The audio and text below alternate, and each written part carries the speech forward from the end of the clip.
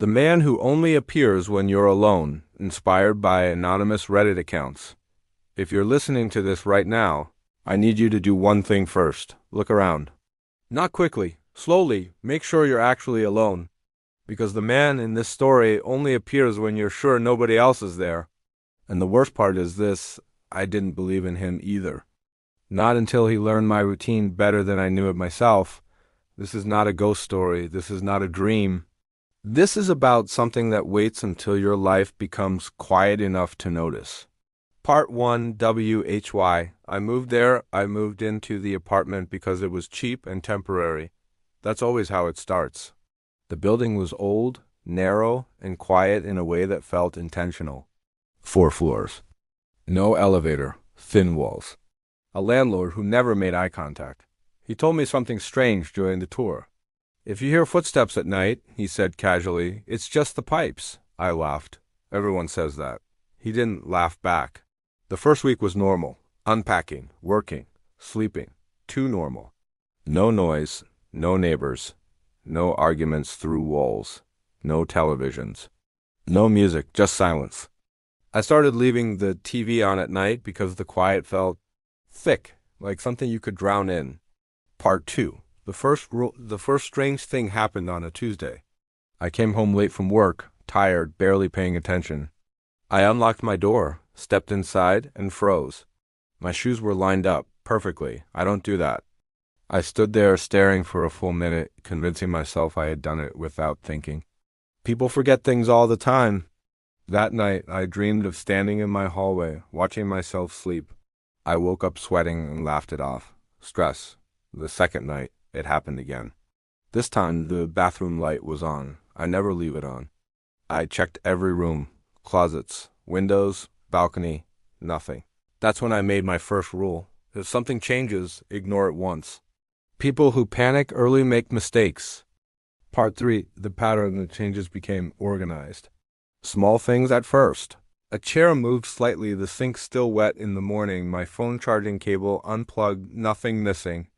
Nothing broken, just adjusted. I started testing it.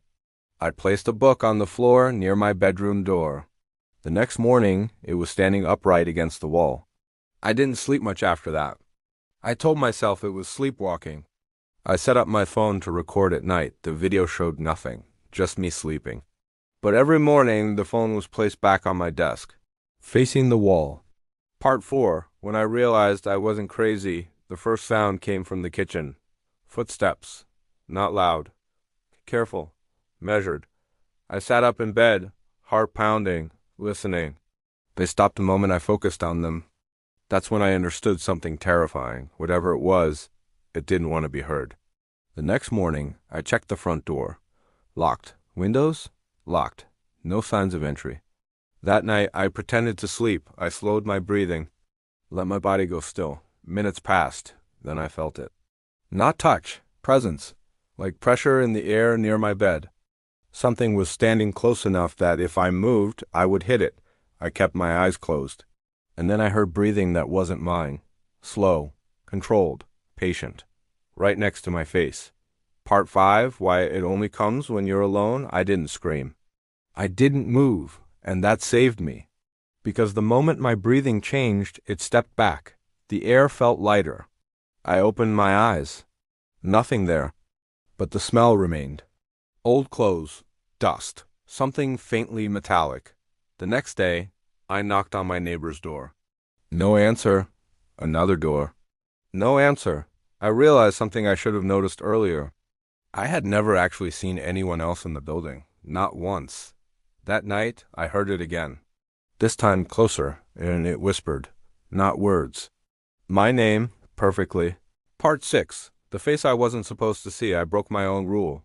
I turned my head, and I saw him. Not fully. Just enough. A man-shaped figure standing where my closet door should have been. Too tall. Too thin. His face looked unfinished. Like someone tried to remember what a person looks like and failed. His eyes were open, but they weren't looking at me. They were looking through me. I blinked. And he was gone. But my closet door was open. It had been closed when I went to bed. Part 7.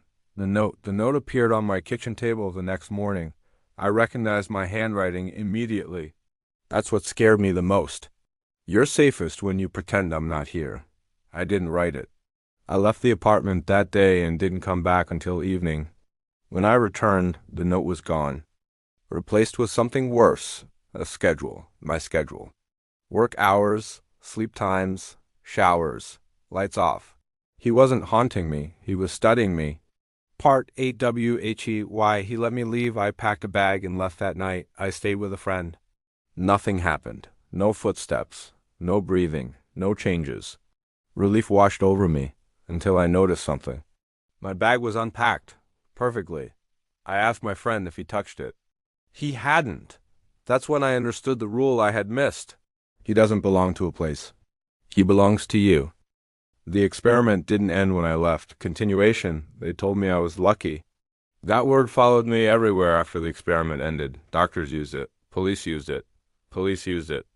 Professor Richardson used it most of all. You're fortunate, he said, standing at the foot of my hospital bed.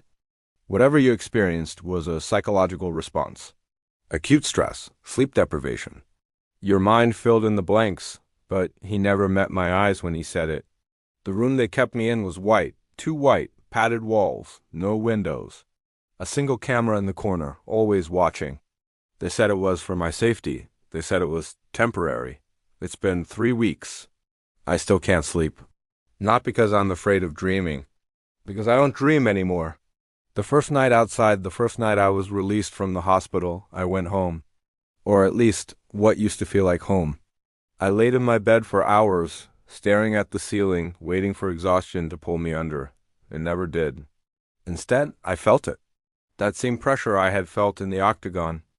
Like the air itself was leaning toward me.